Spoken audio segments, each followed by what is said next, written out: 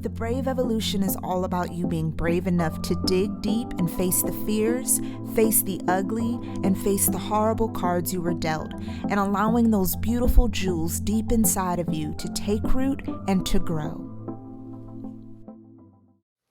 Hi, brave souls. Welcome to the Brave Evolution podcast. I'm your host, and this is your boost of empowerment.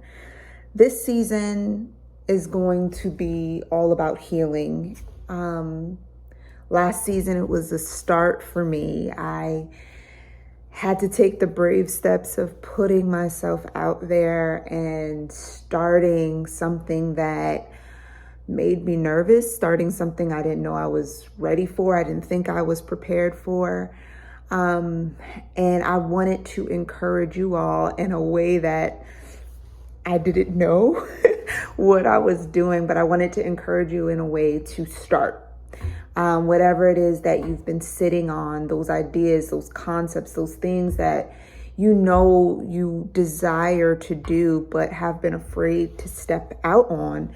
I wanted to give you that boost of empowerment as I did it, as I took my own steps to jump out on the deep end, if you will, and try. But like I said, this season, I want it to be about healing because I'm in a process of healing. It's been a scary season for me, very, very scary. And just to be transparent, I was hospitalized last September for what seemed like a stroke. It wasn't a stroke, thank God. But I was told that on top of exacerbated fibromyalgia, I was also dealing with, and I'm also dealing with complex migraines or atypical migraines that appear or show up almost like a stroke. It's really scary. Like, I watched both of my parents suffer from strokes. And I saw what happened. I saw the symptoms and like the precursors of kind of what happened, and what happens, and to feel myself in that position of like losing just my speech, my mobility, my balance, like one side of my body being completely weak, not being able to move one side of my body, is scary. Literally having to call the ambulance, and it's really scary, and be rushed to a hospital, and them trying to talk to you, and me understanding, like knowing what I want to say but couldn't get it out. It's scary. So I've had to make some very difficult decisions in this stage of my life for my own healing. I am an overachiever. I am one that when I work and when I put in work, I'm going to do my best. I am going to at least try to do my best. And I can be analytical and very, very, I like to call myself a type AB person. I have B tendencies where I am laid back and chill, but then the type A side of me comes out, and it's like, this has got to be right, and do it this way, and it's got to be precise, and all of that. And being in a stage of my life where I have lost a lot of the control has been difficult, to say the least. But it's forced me to make some choices for myself that I have many times kind of put aside. Part of your healing and part of my healing is, one, being honest. I feel like so many of us that deal with chronic illnesses are not honest. We're forced to lie to ourselves and to those around us in order to sustain. It's not because we want to lie. It's because, one, I know personally, I get tired of hearing myself say I don't feel good or I'm in pain. Two, telling other people that the question always happens, well, what's wrong now? Why do you feel? And it's like, bruh, I'm dealing with the same thing I dealt with yesterday. Like, that hasn't changed. The condition I have is like chronic, or the condition that I'm dealing with and working through is chronic. So the symptoms are pretty much the same, and sometimes they're worse. So explaining that to people gets tiresome. It gets frustrating. It just wears you out even more. So sometimes it's just easier to be like, oh, I'm good, or lie and push your way through it. There have been times in my life where, I've shared this in my first season, but I've been dealing with some sort of pain, which the doctors are now thinking could have been juvenile rheumatism, since I was around 9 or 10 years old. And so dealing with that pain back then, I've been I learned how to curve and to dodge the truth regarding what I was feeling in order to participate in life and in order to feel somewhat normal. So down to like my knee randomly hurting, I'd like have to be on crutches in school. And I remember people asking me, well, what happened? How did you do this? And I have to like be like, oh, I fell, or I twisted my knee, or I don't know. It just happened. And that in itself is like really annoying. It's taxing. And I'm picking my lip, and I'm sorry because it's dry and it's not going anywhere and it's annoying me. So sorry. But that young, I learned how to suppress or compress or evade the truth regarding what I was feeling. So the first step, just like they say in AA meetings, is being honest, acknowledging the fact that you have an issue, acknowledging the fact that there is a problem. Just because you say, I'm healed, or, you say you don't have a problem, or you pretend like everything is okay, does not make that thing go away. It's still there. And now it's actually kind of more detrimental to sit there and lie to yourself and tell yourself that it's not there.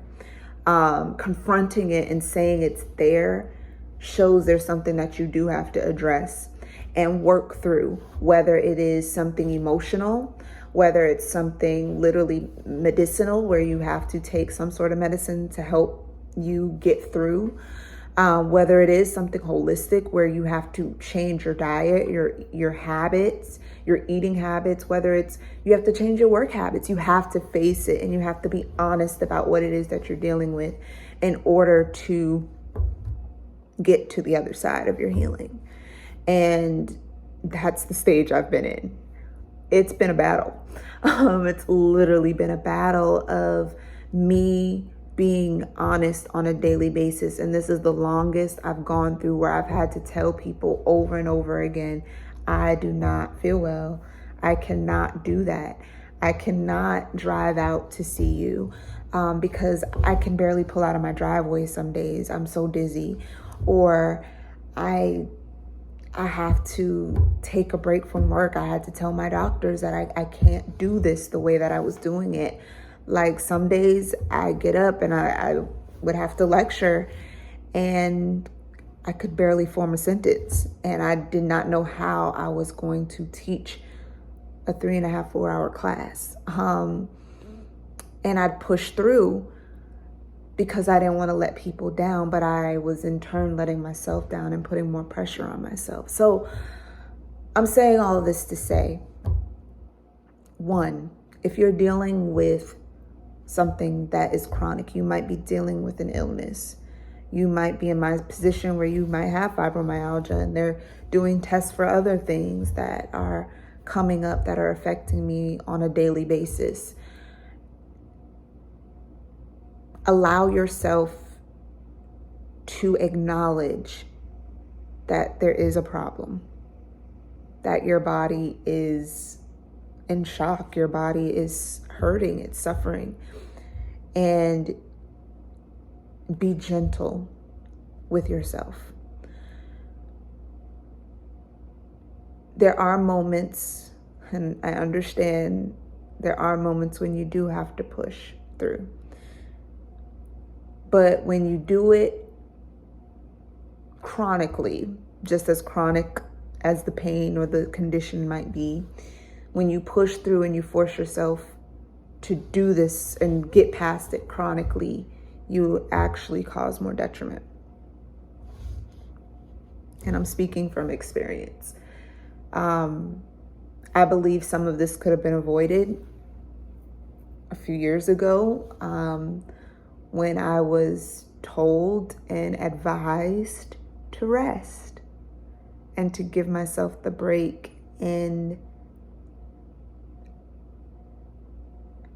a lot of stuff was going on during that time. I was dealing with the death of my father and just my whole family and life shifting and changing, that I pushed through it. And I tried to ignore everything and push through it so that I could keep moving. And I honestly feel like it made it worse. So be honest and be gentle with yourself. Those are the two things. And the third thing is make the necessary adjustments in your life to accommodate what it is you're dealing with. I know for some people, you might have families, you might have children, you might have a demanding career, whatever it is, and this is really easier said than done.